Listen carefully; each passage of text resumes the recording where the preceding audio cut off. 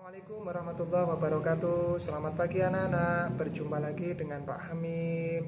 Semoga kabar kalian baik-baik saja dan diberikan kesehatan oleh Allah Subhanahu wa taala. Assalamualaikum warahmatullahi wabarakatuh.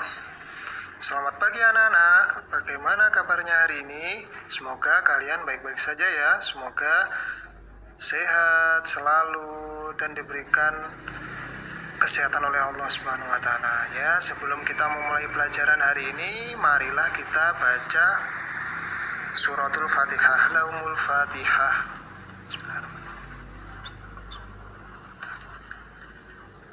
Oke, selanjutnya hari ini kita akan belajar pembelajaran 5 ya, subtema 1 ciri-ciri makhluk hidup, pembelajaran 5. Kemarin kita sudah mempelajari pembelajaran 4, sekarang pembelajaran 5.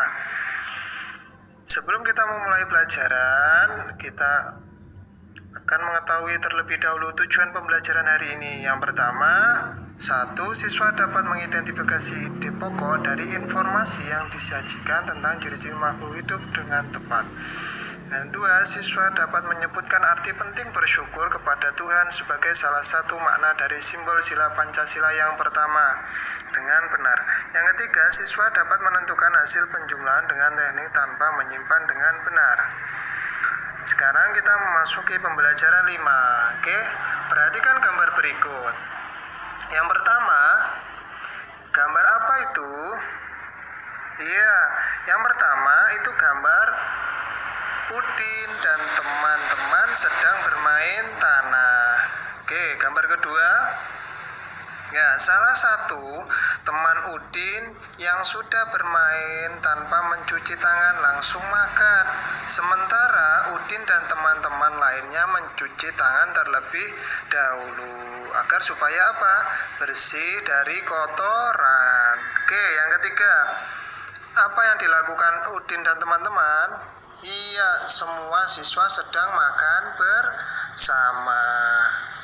Yang keempat, iya, siswa yang tidak mencuci tangan sedang terbaring sakit. Jadi kalau zaman itu tidak mencuci tangan, anak-anak tidak mencuci tangan, jadinya nanti anak-anak akan sakit. Oke, selanjutnya perhatikan gambar seri di depan. Tadi sudah ada gambar temannya Udin yang sedang sakit, siapa? Edo ya. Apa yang dilakukan salah satu teman Udin sehingga ia jatuh sakit? Apa ya yang dilakukan? Ya, salah satu hal yang menyebabkan dia sakit adalah karena tidak mencuci tangan sebelum makan. Setelah bermain tanah, tentunya banyak kuman yang hinggap di tangannya. Saat dia makan tidak mencuci tangan terlebih dahulu sehingga dia sakit. Oke, selanjutnya ya, Bapak akan menjelaskan aturan sebelum makan. Ya, sampean pasti tahu, anak-anak pasti tahu apa saja aturan sebelum makan. Ya, salah satu ciri makhluk hidup adalah tumbuh. Untuk bertumbuh, makhluk hidup perlu makanan dan air. Makanan yang baik untuk pertumbuhan adalah makanan yang bersih dan sehat. Kebersihan makanan juga akan mempengaruhi pertumbuhan. Jika makanan yang kita makan tidak bersih, kesehatan dan pertumbuhan kita akan terpengaruh. Salah satu cara menjaga makanan agar tetap bersih adalah dengan menutup makanan. Hal ini perlu dilakukan agar makanan tidak dihinggapi lalat atau hewan lainnya. Makanan yang dapat menjadi tempat lalat bertelur yang menyebabkan makanan menjadi kotor. Selain menjaga kebersihan, kita juga harus berdoa sebelum makan. Berdoa untuk berterima kasih atas karunia yang diberikannya. Makan sesuai kebutuhan, menjaga kebersihan makanan, serta berdoa sebelum dan sesudah makan merupakan contoh sikap bersyukur. Sikap bersyukur merupakan pengamalan sila pertama Pancasila, yaitu ketuhanan yang Maha Esa. Jika kita sudah makan sesuai kebutuhan, menjaga kebersihan, serta berdoa sebelum dan sesudah makan, berarti kita sudah melaksanakan sila pertama Pancasila. Berdoa juga menunjukkan sikap berterima kasih kepada Tuhan. Selalu berdoa sebelum dan sesudah melakukan kegiatan juga merupakan contoh pengamalan sila pertama pertama Pancasila. Oke, selanjutnya tuliskan kebiasaan yang kamu lakukan sebelum makan. Apa saja? Ya, yang pertama pasti mencuci tangan supaya bersih. Dan kedua berdoa. Yang ketiga mengambil makanan yang terdekat terlebih dahulu. Yang keempat mengambil makanan secukupnya. Yang kelima mengambil makanan menggunakan tangan kanan. Selanjutnya menghabiskan makanan. Oke, selanjutnya ayo berlatih. Nah, di situ ada gambar susu sapi. Adalah salah satu contoh makanan yang sangat baik untuk kesehatan. Beberapa perusahaan memproduksi susu sapi dalam bentuk kemasan kotak siap saji agar mudah dikonsumsi. Berikut ini adalah jumlah susu kemasan kotak yang dapat dihasilkan oleh beberapa perusahaan. Ya, di situ ada. Perusahaan A, jumlah susu kemasannya 1.200 kotak. Perusahaan B 3.000 kotak, perusahaan C 4.800 kotak, perusahaan D 3.250 kotak, perusahaan E 2.200 kotak. Oke, berdasarkan daftar tersebut, selesaikan beberapa persoalan berikut ini. Oke, nomor 1. Disimak ya, manakah perusahaan yang menghasilkan susu kemasan kotak paling banyak setiap bulan? Yang mana yang paling banyak? Perusahaan yang mana? Yang paling banyak? Iya, perusahaan yang paling banyak menghasilkan susu kemasan adalah perusahaan C. Berapa?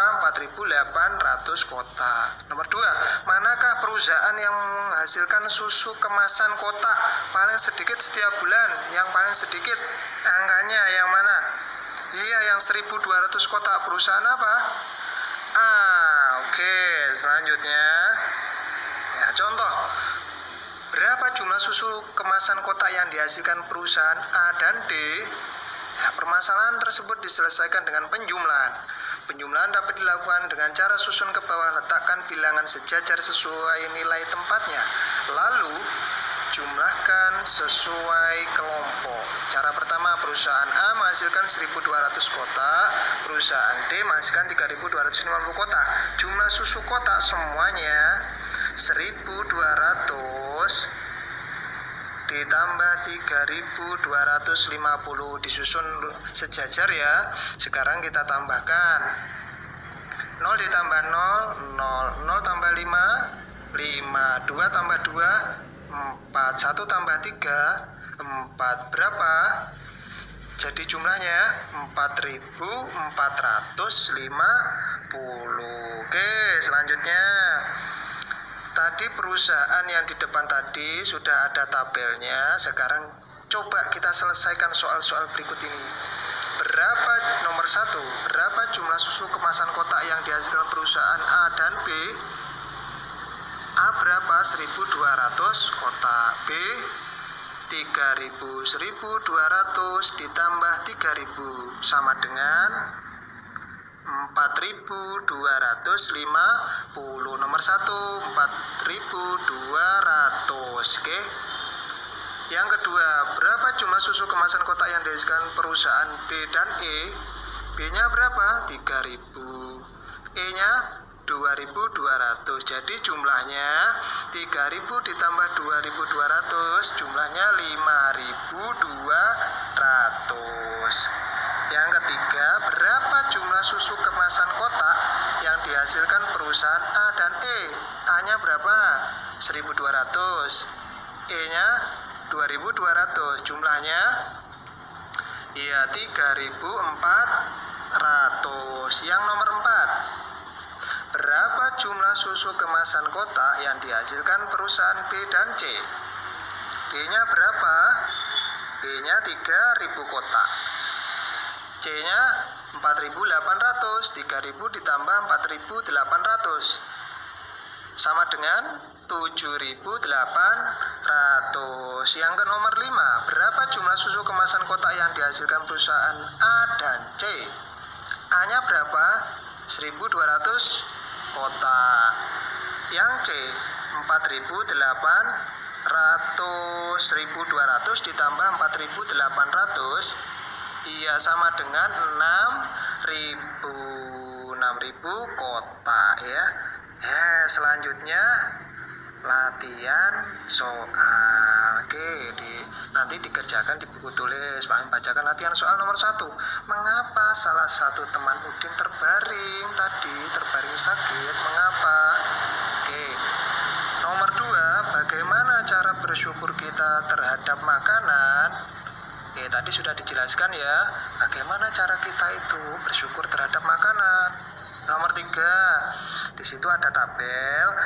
Anak-anak coba dilihat berapa jumlah susu kemasan yang dihasilkan kotak yang dihasilkan perusahaan B dan D, dijumlahkan ya.